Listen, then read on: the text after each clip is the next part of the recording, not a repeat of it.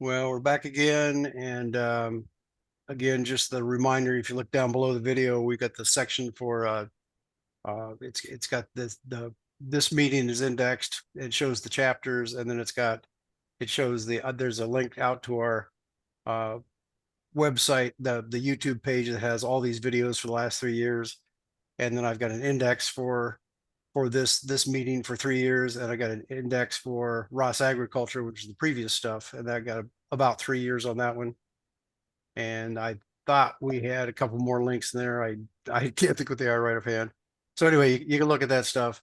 So every time you pull up a meeting, you can look at it and then go out to the index and search through, and or you can use from there. You can get back to our page with all the videos, and you can either scroll down the videos, and if you like what you see there, click on one of those, or you can go out to the index and pull that up and actually search for text and stuff.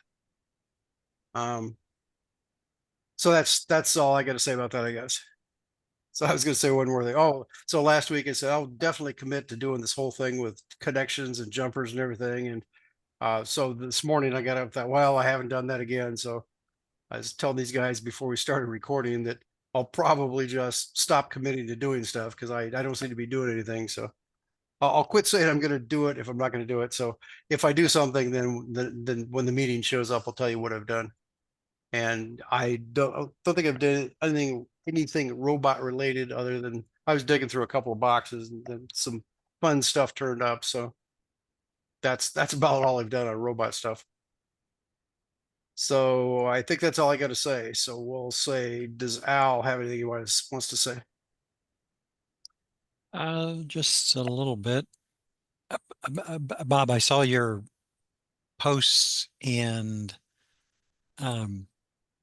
I get that error message a lot, that pip, let's see, but this one up here, or you get this externally managed Yep. environment thing. Yep. I'm not a Linux Python admin, but I get that a lot too. And my my workaround is to try to use sudo apt install instead of the what were you trying to Oh, use? The pip install, the pip install. There's also a pipx that you can use. oh, But I would search for build hat to see if you can use yeah. sudo apt install instead. I don't know, Jeff, if you're more seasoned in this space than me, but I know there is also a pip3 that goes along with Python 3, and then I the original way forever was pip, and then whatever that other one was you just mentioned. Yeah, I did run into that at something X, you said it was. But no, yeah, I know pipx. I know very little about Python, and the only story I can tell you on that is I was sitting at Danfoss trying to do something, and again, is the difference between Python 2 and Python 3 and what versions we had. And I thought I can't figure this out, so I asked one of the kids. These smart kids that just I think he might have been an intern at that point, or it was somebody that had freshly graduated from one of the universities. And he says, "Oh, just do this." He sat down and went, and then he's, "Oh, here's your new environment. And you just switch to this directory, and it just works." And that's all I really know about it. That Wow. whatever he did fixed whatever I was trying to do at the time. And usually, I just run into the case where if your program's written for Python 3, then it first of all, if your operating system is loaded Python 3 or Python 2, then I would just try to match that stuff, which apparently is not the right way to do it. If you're into Python, you're supposed to learn all this stuff and daily keep up on all these changes they keep making. But so no, I really don't have the answers to any of that stuff. The other thing that I was just going to mention, where I've spent more time than I probably would admit to, because I told Bob before we started recording, it's been a bit of a rabbit hole. So I've got this, um, my RTK base station. Oops, don't move that. Well, let me just slide on over. So my RTK base station it's solar powered, and Can you zoom in a little on that? sure I can. Okay. Um, Oopsie daisy. Why did that go away? Hey, do you know what country that animal is from? Australia? Australia? They could be in Australia, but I saw them first in Brazil. Like, what is that big old rat doing? Yeah. Um, so anyway, back to the base station. It happens to be solar powered, and there happens to be uh, a charge controller connected, and I've got the Raspberry Pi connected now to an Arduino Simple F9P. And I thought, wouldn't it be nice to know what the power status is or the charge status is of my battery? And this charge controller has an RS-232 port on it. I'm like, well, I could either directly wire something up to that and do the voltage divider and try to read it directly in, or I could try to get into this RS-232. And then I found this guy, two or three people, but this guy in particular, he went through how to connect into this RS-232 and how to get an RJ12, what looked like, a telephone line, but it's a 6-pin RJ12 line instead of a 4-pin, and to get a RS-232 to TTL converter and get all that to work. But I have failed miserably trying to get this to work. And I've tried multiple things, and I've now tried connecting it to my RPi with another TTL converter. And bottom line is I'm not having much luck talking to this darn charge controller. And I've ultimately sent an email to an email address associated with the manufacturer of the charge controller, but I don't really have high hopes of them responding because they sell a Bluetooth module that's supposed for $70 that'll plug into that. And I'm like, well, I don't really want to spend $70 on a Bluetooth um, So it just doesn't do module. anything at all, or you don't know the protocols, or what's your problem at this point? Yeah, so he's got a simple script, so it doesn't give me any, it doesn't respond to any pings, so to speak, that I send it. Um, there's his code is back up here. How do I get back to?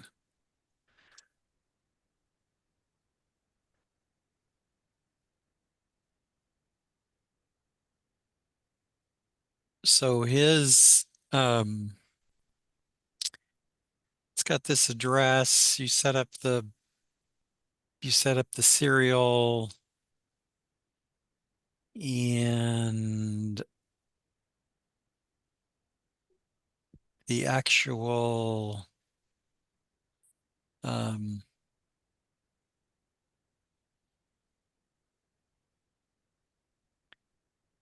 I just can't get it to respond. There's no, even trying to write a simple program to look at the binary data, it's not giving me any output. So I have no doubt that it's sending, this message, but I'm not getting any output. Well, my first thought is, did you make that six wire cable, or did you grab one somewhere and cut one off? I started by making one, and then so I made one.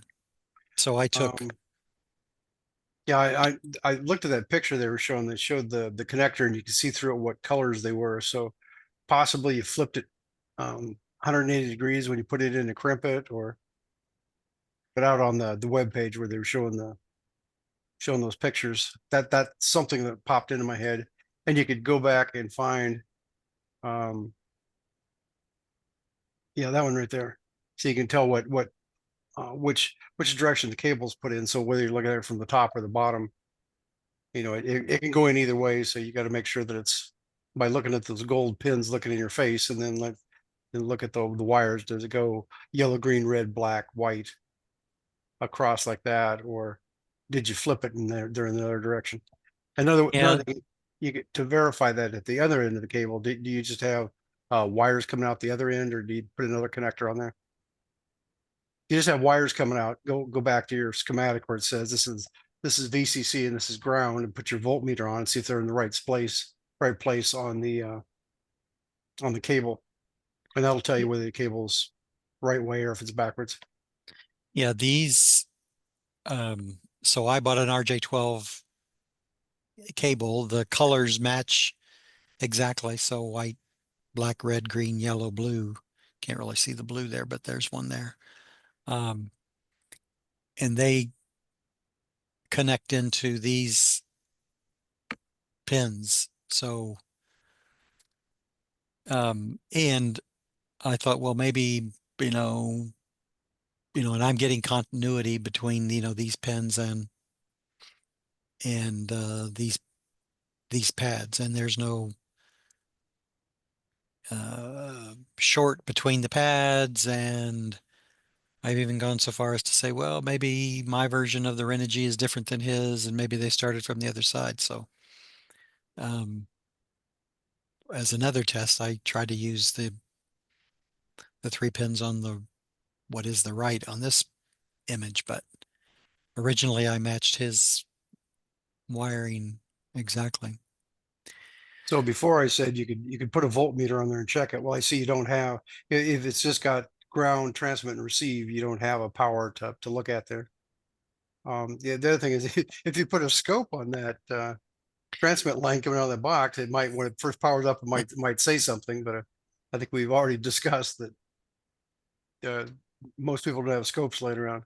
There, are you sure that converter board you're running is doing what it's supposed to? Have you tried that on something else? Yeah, that's a good question. So I've been putzing with trying to do an echo test, just hooking this up to an Arduino, and I've not successfully done an echo test yet using this board. When I bought this board from through Amazon, I got three of them.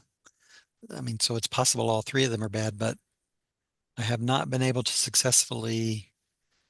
I mean, this is literally what I was doing this morning, is just trying to do a loop back test. Um, and I can't I can't get it to even loop back. So I'm beginning to wonder if these boards are somehow flawed. And on this test you're running right there, the first thing you can do is just write on your Arduino is tie the transmit and receive pin together and see if your loopback works.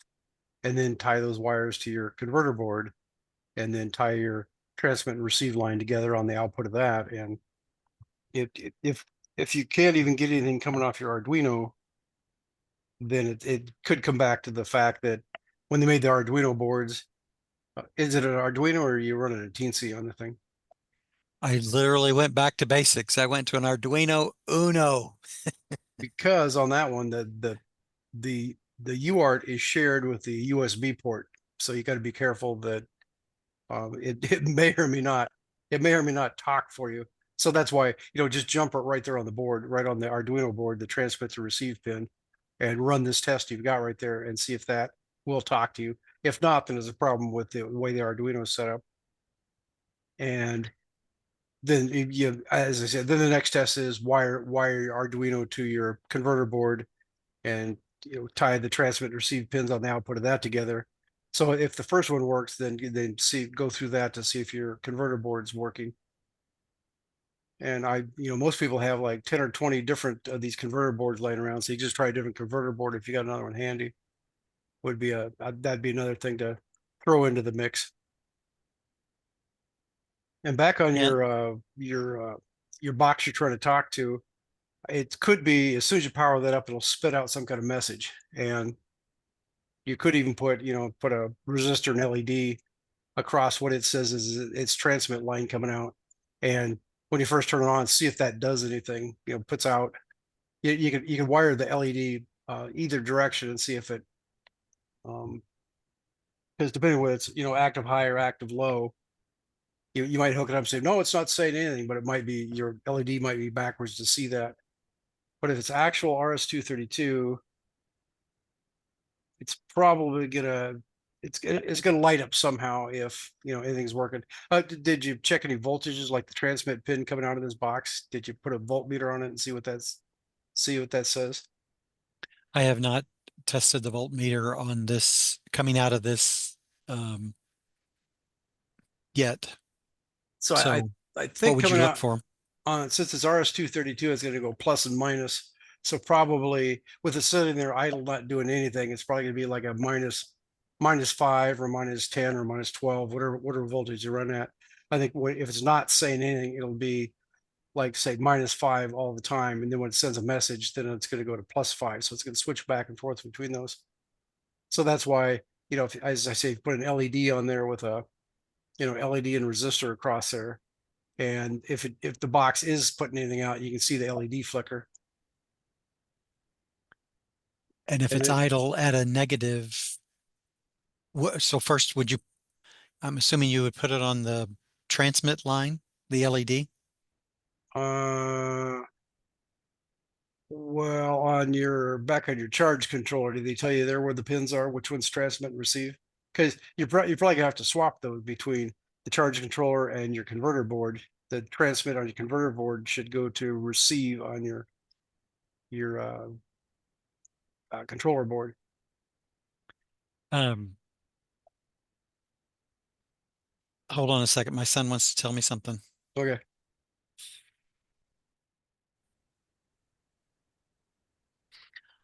Um, about the pins, there's little I quite honestly haven't found any documentation by the OEM, but I found a couple of sites that say, you know, you need the first three wires from the left, which is, how he wrote up this schematic. Okay, so I guess right on that picture right there, he says on his converter board, he says RXD and he says white. So that would combine them together then. So that's uh, uh, uh, Well, just to clarify, my understanding of this white, black, red, he's referring to the 6 wires in his particular 6-wire RJ12 cable. So he's saying take the first three, which is white, black, red, hook them to the RXD, TXD ground, respectively. yeah. So if you look at the converter board, does it go receive, transmit, and ground in that order? Well, I'm looking at the one sitting here, but I'm going to go down here. It's receive, transmit, ground. Okay, so we could assume that's correct, but again, you can put a voltmeter on and make sure the wire coming out of the that controller, put one lead on your ground pin and then put the other lead on the one that would and they do something here that I like, is that it says receive and transmit. It's got a little arrow going out and an arrow coming in, because some of the people, they'll label them thinking, oh, that's how we use it in our system, and you never know which one is which, but this one right there tells you. So if you look at the receive coming into your converter board, put your voltmeter on that one, and put your other lead on the ground lead on that, and see, is your controller box putting out, again, is it putting out a +5 or a -5 or nothing at all? So that, and then check the other pin there, the one that says transmit, and see if it, just between the two, see what they're doing. I Because will the tell trend, you, go ahead. because also if you just look at this converter board without your controller hooked up, you should be able to put just to see what it's doing, put your ground lead from your meter on the ground, and then look at the two pins, and the transmit pin should be either the +5 or -5, and the receive may or may not have any voltage on it. It depends if they have resistors pulling it up or pulling it down or whatever. But right there, you can like, that should be a better known source to look at than look at it, since you're not even sure if the wiring's correct on the other module or whatever. That's just another thing. Look at that ahead of time to see if you're seeing anything on that. And then with the converter plugged in, either plug it in, or whether or not you're hooked up to anything or not. Again, check that with a meter to see if you can verify that it seems to be the right pins that you want on that. I will tell you, when I plugged in the Arduino to this side and put the voltmeter on this side, I was getting negative, I don't know, like negative 5.6 or something like that on the transmit. And I interpreted that meaning it was, quote unquote idle. But Did you say there's a positive or a negative voltage on that? with the Arduino in this end, I got a negative Okay, that's 5.6 that's what I would expect.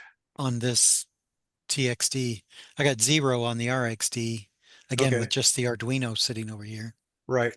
So if you go back over to the Arduino side, you'll find that the TTL level serial does not invert the voltages. So on there, the from the Arduino into that RXD pin, that's going to be a positive 5 volts when it's idle. And then after it goes through the RS-232, that inverts it, and you're going to get a negative something on your transmit pin out there, which is what you said you saw on that.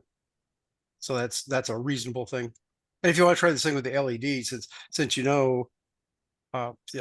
first of all, back all the way up the Arduino and just jumper the transmit and receive there and see if your echo program works. And if it does, you put this board in line, and then you could put on the output there, the ground, the TXD, put a resistor and an LED, so you can see what that's going to look like as your echo program's running, see how the light's flickering, and then try to move it to the RXD pin and see if your controller, when you first turn it on, does it spit out a burst of data or not. And while it's running, you could also see that happening. So I just use like an LED and like a 1K or a 4.7K resistor or something like that. Something that's enough to light up your LED, but not enough to load down your serial data. So it's just a matter of poking at those things and see who's talking and who's not talking. Now back on that controller, there's various things that could come up, like maybe that port's not even turned on unless you go into some configuration and do that. Because something you showed, oh, that is this the one you actually have right here? Or is this Yeah, that's one I have. because I thought you showed one that looked like it had the RS-232 and then it had a USB on the thing. Here's I a think that was. USB for power. Oh, okay. So you don't have. 'Cause I was thinking, well, maybe that USB port, you can talk to it that way, but that's. Yeah. On that diagram there, it just does say, yeah, that's what I saw originally, where it said RS-232 and USB. So, and it could be that USB also, one of those will actually talk to you too, even though it may only be putting power out, or it may talk. I don't know. I hadn't thought of that. And Yeah, be careful about plugging into that. If it's putting out 5 volts at 2 amps, you got to be careful plugging into that, because if it's going to drive power back into your thing you're trying to use, that might damage something. So is there any kind of you might want to go down the line and look up this Renogy stuff and just see, they say it has a USB port, and see if they mention anything, if it's just USB power or if it's USB where you can talk to it. So yeah, I'll go back and look. I mean, because I did go through the documentation looking to see if there was some sort of enable thing that I had to go through on the menu and couldn't find anything. It's one of the questions I asked when I sent an email to the OEM, but again, I mean, this whole unit, this costs less than the daggone Bluetooth dongle that you buy for it. So I well, think this is, that's good. I think this is a $30 solar charge controller. Yeah. And until you just mentioned that display, I didn't realize, oh, yeah, you might be able to go through a configuration there and change it, but I don't know. Anyway, If you look on YouTube, does anybody say, oh, I've got one of these and here's how you set it up and configure it? And maybe somebody say, how do you talk to it over the RS-232? definitely there are a few reviews I found. 2 or 3 people who have tried to, most of the reviews are just plain old solar reviews and don't include anything around the Yeah. Okay. RS-232. But these other folks that he mentions, I think down here at the bottom, there's a couple of other people who've done, I don't like Node.js. I think that's JavaScript. And here's another JavaScript. And anyway, so I've looked at all those trying to figure out what the heck's going on. No luck. No luck. Yeah. Since you have multiple projects there, it seems like at least one person, if you need to turn that on, at least it seems like at least one person would tell you that you need to do that and how to do it. So So, um, and that Bluetooth module, does that have anything about the connections and pinouts or anything on that, or is it just says plug it in and run? I didn't spend any time looking at it. This BT2, by the way, is for their 485, not their RS-232. Okay. But it's odd. That does look like it only has 2 wires going into it. So, or maybe it's just 2 cables stuck together. So one of them's power and one of them's RS-485. Well, the fact that it says when you buy the charge controller, can you select either RS-232 or RS-485? It just seems odd that they would have, that. So again, if you look at the voltages coming out of your charge controller and see, is it 5 volts or is it minus 5 volts on your transmit pin? That I'll have to check. And being RS-485, it doesn't have anything on those wires until you try to transmit. So maybe that's not gonna tell you anyway. If you get 0 volts there, it probably means it's not RS-232 or it's not turned on, or the wires he told you to use are not the right ones. That might be might be another issue on that. So just to repeat, if I use a voltage meter on the solar charge controller, I should get negative voltage on one of those pins. That's what I would assume. If that's really an RS-232, that's what I Yeah. would expect to see on there. Yeah. Yeah, that'll tell me if it's enabled or not, right?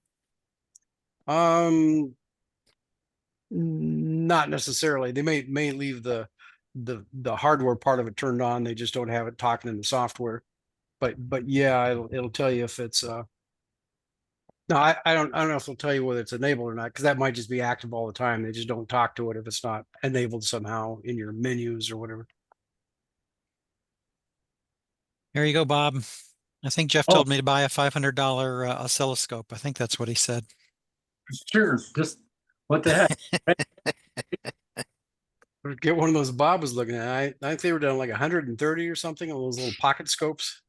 I Yeah, don't remember what they were, but maybe they'd be better off as an anchor. Whatever.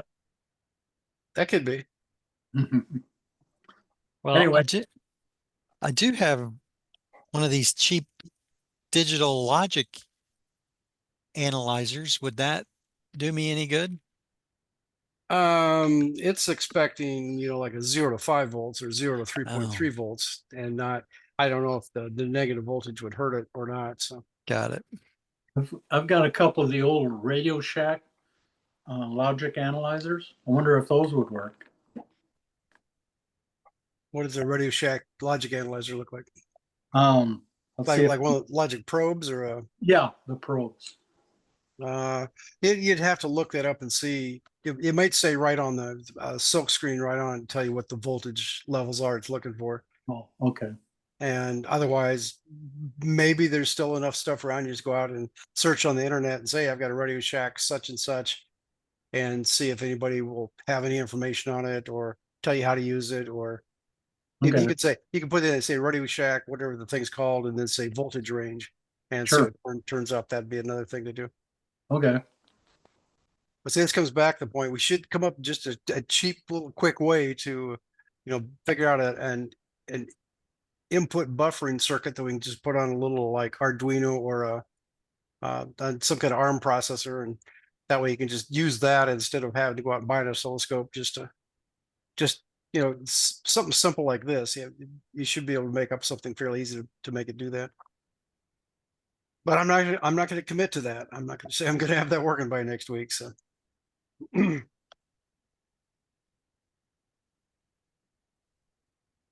And I was going to cover one more thing, but I need to pull it up on a screen here before I do. But Bob, go ahead if you got anything. well, I'll wait till you're done. Oh, well, it was just a quick, Jeff challenged me to use these programmable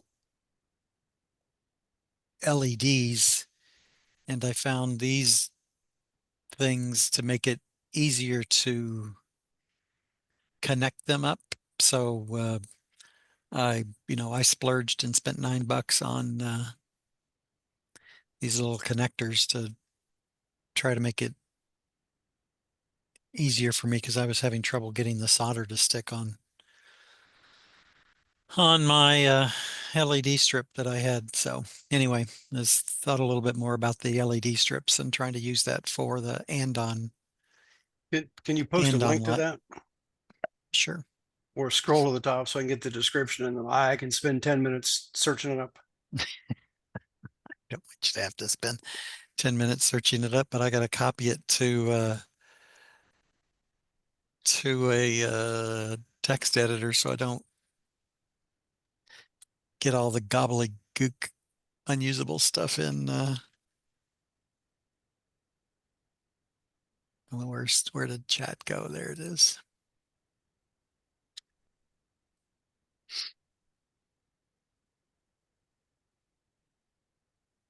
Anyway, that's the only other little thing that And yeah, that does show up as an actual link in chat now, so that should theoretically go all the way through.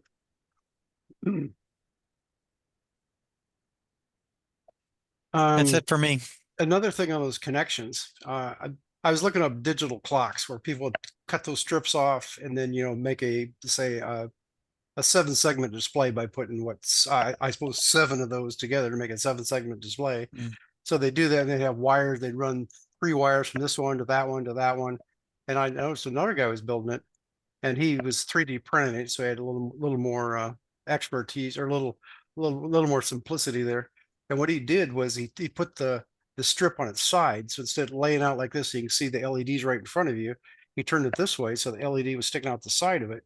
And then he had when he printed his top thing, this like his translucent white thing that makes up the cover for the digit. What it would do, the light coming out the side would light that whole thing up. And what he did, he just simply, you got instead of soldering them together at the end, he came in and just he ran across this way and just turned it and ran it up this way. You might have gone all the way to the top, then around here, and then back down. And again, this is all backwards. So, and then go this way. So it was one continuous strip around. He didn't cut it at all to make that work. I thought that was pretty clever. I've never seen anybody do that before. So instead of the other people say, "Oh, cut 96 little short wires and we're going to solder all this stuff together," and he didn't do that. He just put the strip in laying on its side, and then by the fact he had like translucent white. Whatever you put the filament you put in your 3D printer, and that way when you light it up down at the bottom, it spreads it out and it lights up the top surface when it's coming out. So keep that in mind. You're talking about the wiring and how you do that. And it could be they've got a coating on those. Maybe you need to take like some say some steel wool or like those Scotch Brite, those green scrubbing pads like you do to use to clean your dishes. Maybe just take that and scrape that a few times across the pad, and then try to solder. Put a solder blob on there, see if it sticks, and then take your wire that's already tinned and just stick on there and heat it up. But I haven't really. Yeah, I did solder one of those one time, and I don't remember what it took to get that to work. Do you have any like a can of paste flux for soldering? I don't. Because I've that always just, comes in handy too. And if you go out and buy it, don't buy the plumber's flux, because that'll corrode everything over time. So if you go out like on Amazon and say you want rosin flux for electronics, and you can get a little thing of it, maybe, I don't know, $3 or whatever. And that sometimes it's just handy to have that around, where if you use it and get in the habit of it, you can just put it, just put it on everything that you do. But that might be something else next time you got the trunk open and you're at Amazon. Say, yeah, give me one of those too. You can also get like a liquid flux that's like, you can get a flux pen or something. I think you can get some that's it's like a magic marker, like a felt tip marker, but it's got flux in the thing. So you just take it and just draw across your pad you want to do. So that's another option. Or you can get something, it's a little bottle with a needle coming off, so you can just squirt drops of that on your board. And so that you got lots of different options there. Or that would again, be just go nice and tidy. search up soldering flux and see what turns up, and they'll show you all kinds of things. Or if you go on Amazon and say soldering flux, or you say rosin electronic, or rosin soldering flux. Because again, if you just say soldering flux, it's going to start showing you all the stuff for plumbing, and where you use propane torch and copper pipe and all that. You don't want to use that on electronics. Keep that as far away from your electronics as you can. I think that's like an acid base something, and it will corrode your board and make a big mess. So, and the rosin flux is what's actually, if you get solder that has flux in it, that's what's in it. They put that in the center of that. And I'm assuming your solder you're using does it say it has flux in it?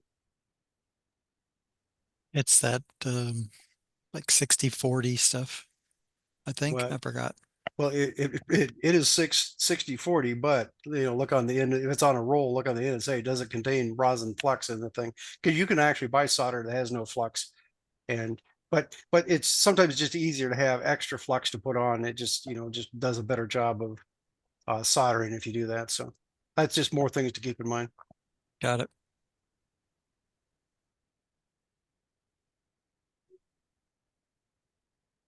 But remember, you can lay those strips on the side and not have to cut them. But and if you're gonna do, say, make the round beacon, you're gonna just put them all the way around, so you don't have to solder the different pieces together. Or you got just your 3 wires coming in have to be soldered.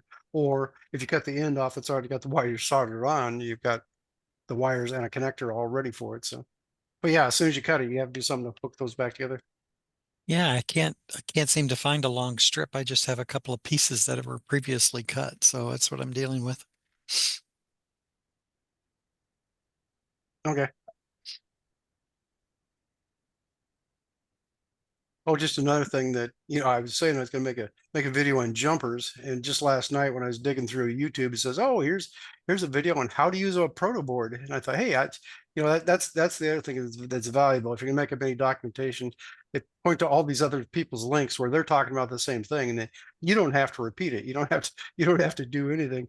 You could do it with what they call what do you call it? A reaction video. We can do a reaction video and say, here's the guy talking about using a proto board, and we can make comments, kind of like on Mystery Science 3000, where you got the guys making fun of the movie while the thing's running. So just more thoughts that occurred to me as we're talking about this.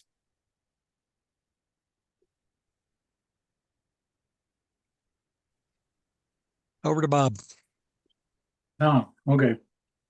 It's been a frustrating week, to say the least. I was committed to using my Raspberry Pi 5. So I thought, I just take all the scripts that were developed with earlier versions, plug those in, and be ready to go. No, not really. I found out that with the Pi 5, they've got a lot more different hardware and the software behaves different. So you have to start all over. And I found one video, I posted it on Slack, how to run the servos off a Raspberry Pi 5. The first part of the video went good. I was able to control the servos, but there's a lot of jitter. And I guess that's because the Pi 5 generates PWM in software. Even though it's got 4 PWM chips, you have to go in and program this separate. I read that one guy spent about 3 hours trying to do that and he gave up and he called it a rabbit hole. So I went back to this guy's video and I got to 3 minutes, 8 seconds. And that's when he started talking about using the Ada Fruit board. So I went blindly in, just typing, and nothing worked. And then I got taking another look at his script, and you have to operate it inside a Python environment. And I said, well, what the hell is that? It seems like the Pi 5 has 2 different Pythons.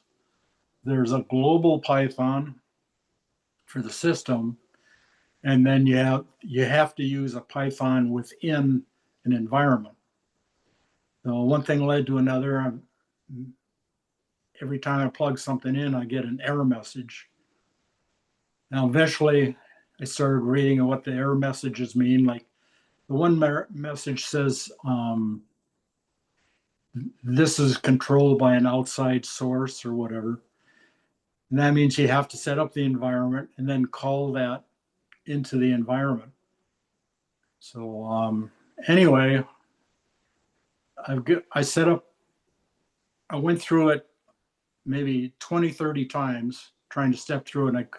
And I got tired of typing it in line by line. So I created a text file and then I'd go through that a couple of times to make sure it was right. So I'm going to move the iPad over to show you the text file. I'm going to turn the iPad around at the screen.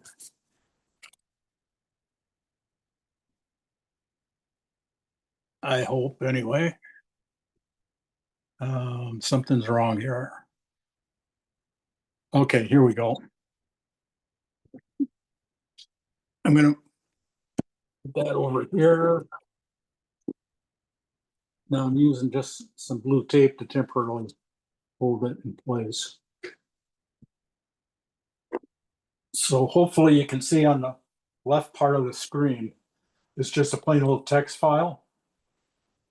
And I'm just calling it, text. And then I should, here at the video, I should put in the link to it. And at 3 minutes, 8 seconds. A reminder that I2C has to be turned on. And then the important part is you have to start an environment outside your project folder. So first you create the folder and give it a name. And then you come in and you do this source, and then with your folder with this, and then you have to activate it. So when that's done, then you get to see the name of your folder. In my case, it's Pan Tilt at Raspberry Pi. Then I figured what he was saying is you have to install dependencies within that environment. And you have to use a pip3. So this one right here, about RPI, GPIO, I found out when I tried putting in the Ada Fruit, and it gave me that error message. And somehow there was some wording in there saying, well, it can't find LPGIO. So then I went back and eventually I installed it here before I called up the Ada Fruit. So after this, when you're in the Ada Fruit, then you're you type in Python, and when you do that, you'll see the input screen, and then here's the commands he gave in his video. Can you see the let's see. Well, we can't really read the text that you got there. Can you Oh, either can you either okay. get the camera closer to it, or can you go into your text window and say make the text bigger? That might be an easier way to do that. Okay. Well, I guess moving the camera closer would be easiest, but I don't know if it's going to focus when you get close. So Yeah, I'm kind of hard pressed to do that, but I'll try it. so maybe if you go into whatever's displaying that text and say go into settings and say make the font bigger, you might be able to make it bigger that way.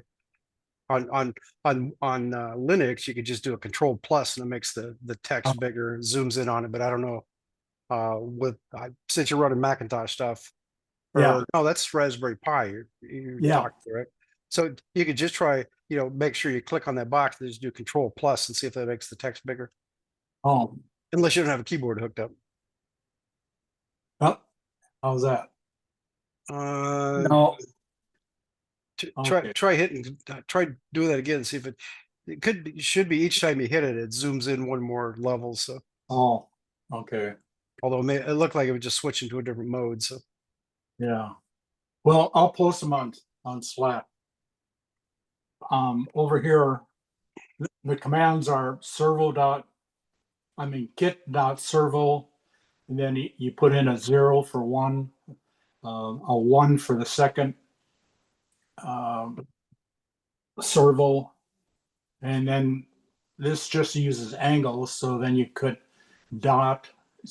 kit.servo your servo number channel, which is 0 for the first one, then dot angle equal whatever you want, 90, 15, 45. Okay, and then I'll have to back up so you can see the servo react.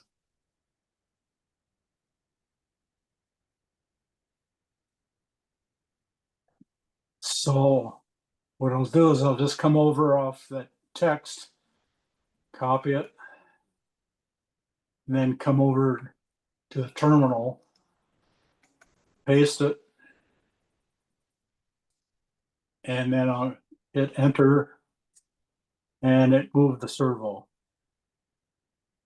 So then I go in and say, okay. That's fantastic, Bob. Yeah, You have control. I was surprised. Here, I'll put the one in to turn it to 100 degrees. This will be the other servo.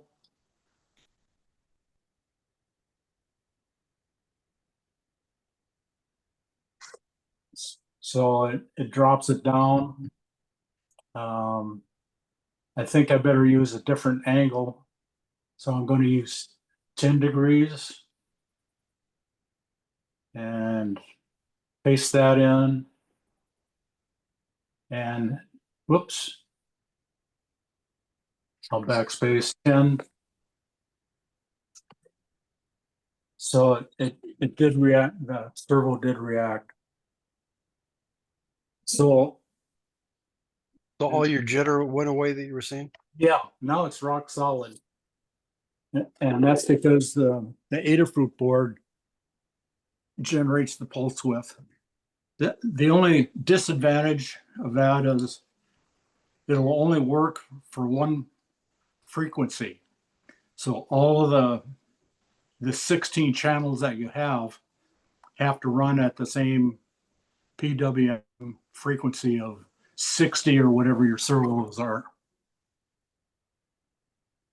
That's where I'm at about now. I'm struggling to, well, let's see. I'm struggling to figure out how to safely save this. And one point I read that you have to save it outside of that environment. So I got a lot more reading to do. Long story short. But my next goal is try and see the difference between doing the angle versus the digital, where you can step through and maybe sweep, and also see if I can, how do I import cheese to see what's going on, and eventually a keyboard control, and all just plugged into USBs, nothing remote, just one slow step at a time, building on each other. But that's about where I'm at. On that PWM board, I was thinking that you might be able to set half the channels to one frequency and the other half at a different one, but Oh. maybe not. But Well, keep that in mind. There might be some way to do that. And okay, the other option is if you buy these on Amazon, you can get them for like $5 a piece as opposed to the $15 or whatever Yeah. Ada Fruit wants for them. So that's another option if you could just get, have one or two extra boards, because you can put these in series too. They're on I²C. So Yeah. you can go in and you can change resistors on the board and says, here, change my addresses of this board.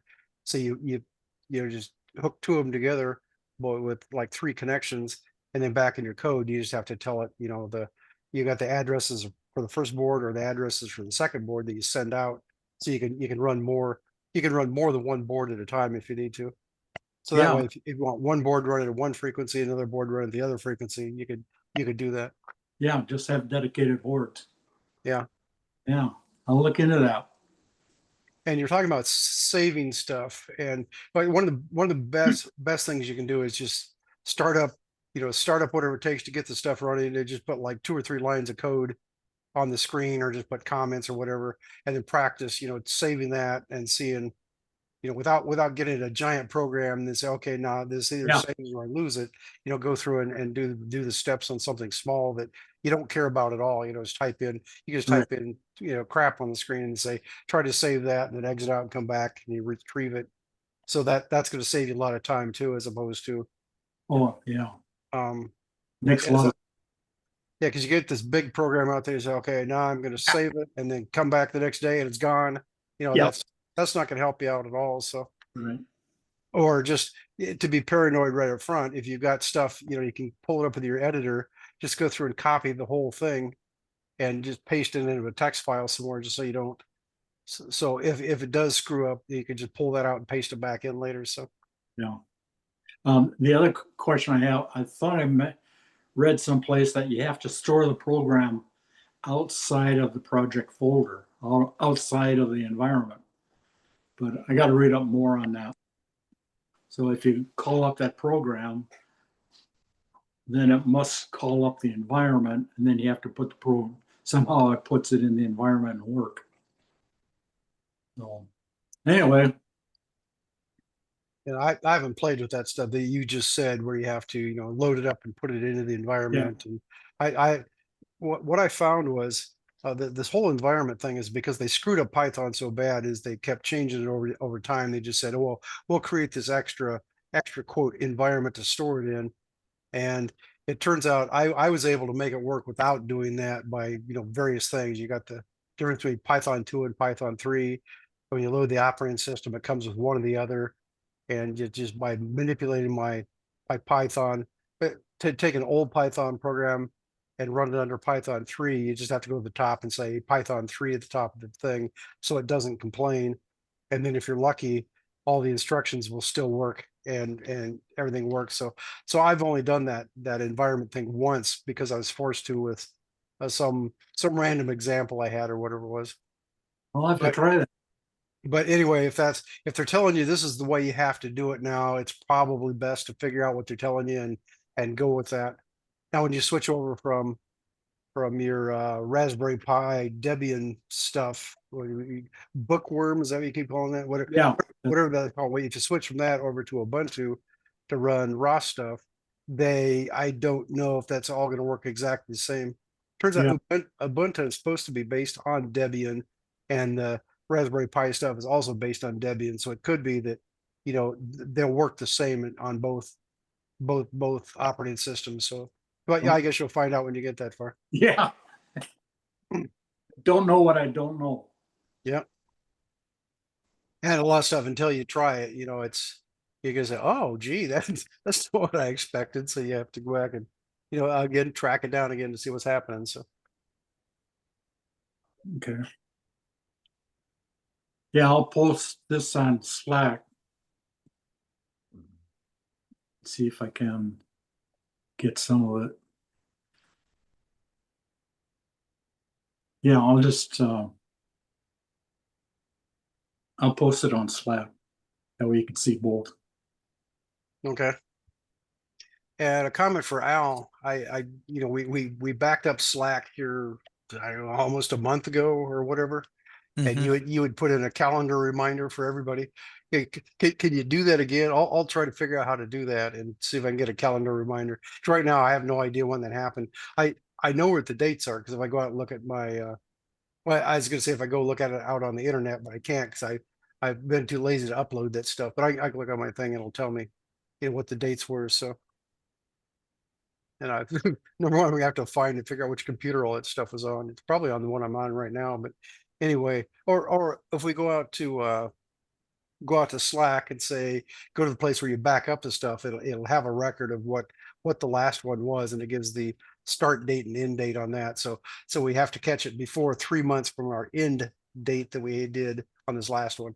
That's the date we'd be looking for. So, put a reminder like 2 weeks earlier than that, so we can start thinking about it and hopefully make it go a little smoother this time. It was a I real just did pain it. last time. I don't remember why. I just did a search on my calendar and it looks like June 4th or June 5th was the cutoff. Had to be done by then. Okay. So that's probably about when we did the last one. So Thursday, I bet we either did it Thursday, June 5th, or we did it the 29th of May. But I'll put a 90-day reminder from that date. Okay. Yeah, it's just that we have to know before the 90 days. We Right.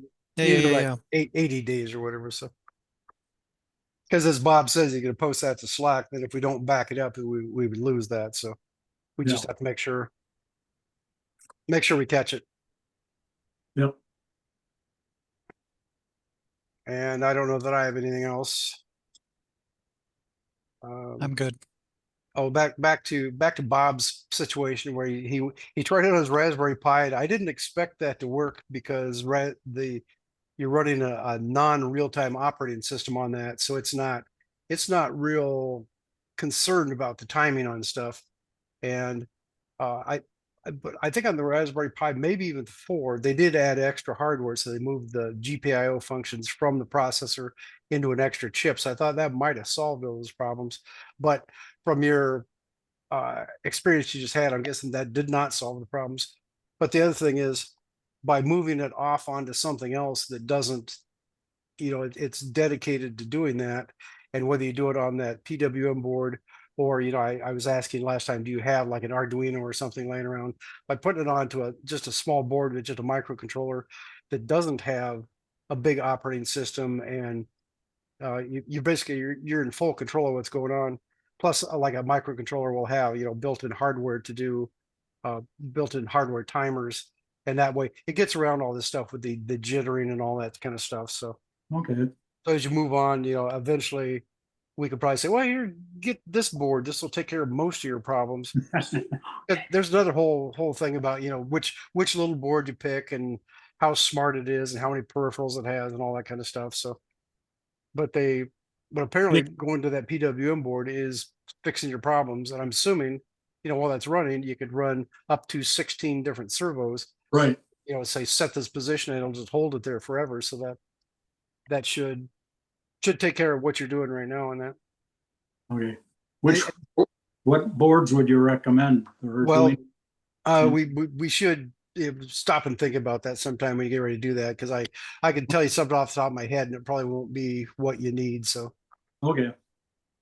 but there's things like, depending, you get the old Arduinos that had the Atmel processors. Those were 5-volt boards, and they had a 16 megahertz clock, and they're an 8-bit processor. but then you move over into the ARM stuff, and they're now a 3.3 volt board, and they have anywhere from like 24 megahertz up to 100 some megahertz clock. So they're a lot faster, and they're 32-bit processors. So they're beefier processors to start with. And depending what brand you go with, they're going to have some random mix of peripherals like timers and A to D channels and all this kind of stuff. So it would be good sometime to just discuss the whole thing and say, what are you looking for? If you have stuff that runs on 5 volts anyway, you might want to get one of the old Arduinos that runs on 5 volts, so you don't have to worry about level translation and all that. But if you go to some of the newer ARM boards, some of the processors have what they call 5 volt tolerant inputs. So that way you can just, hook up either 3.3 or 5 volt stuff to it, and everything will still be happy. So that's another thing to consider. Okay. And there's so many of those out there. You have to decide you want to be able to use the Arduino IDE to program it. And some of them will do that automatically and others won't. So it's just, again, there's a whole list of things there that would be Yeah. good. Sounds good.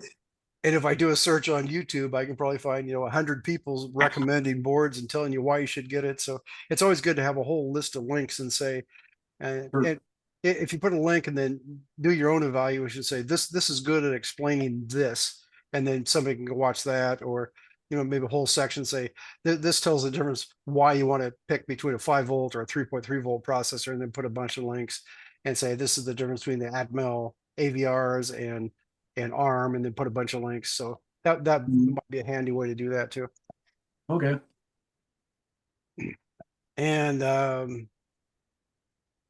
again, I'm going to say I can't think of anything else right now. So Al, you got anything else? All set. Thanks. And you're done, Bob? Yep. Okay.